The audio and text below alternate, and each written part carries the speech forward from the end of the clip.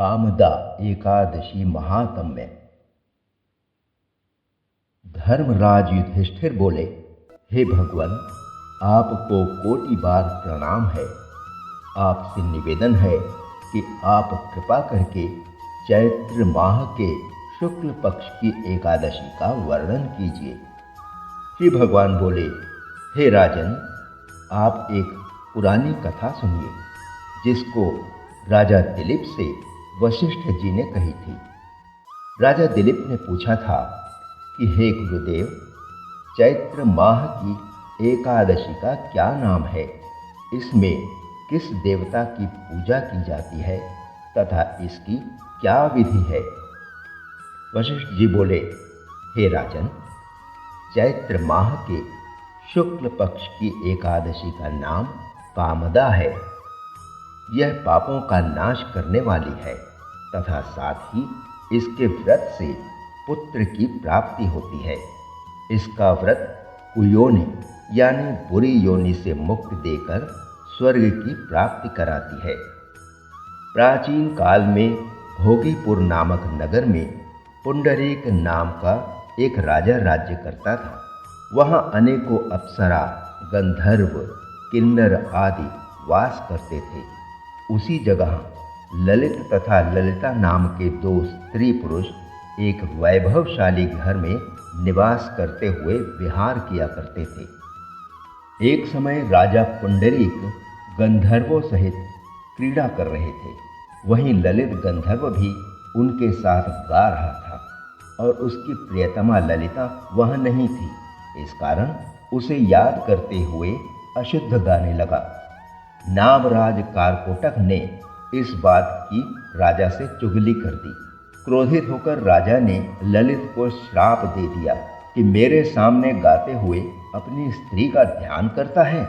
जा, तू कच्चा मांस व मनुष्यों को खाने वाला राक्षस हो जा। राजा पुंडरीक के श्राप से ललित गंधर्व राक्षस हो गया। 8 योजन का राक्षसी देह लिए वह महान दुख और अपने कर्म का फल भोगने लगा। जब ललिता को अपने प्रियतम का ऐसा हाल पता चला तो वह दुखी होकर पति के उद्धार के लिए सोचने लगी और भटकते हुए विंध्याचल पर्वत पर चली गई। वहाँ श्रृंग ऋषि का आश्रम था। आश्रम में ऋषि के सम्मुख विनय करने लगी।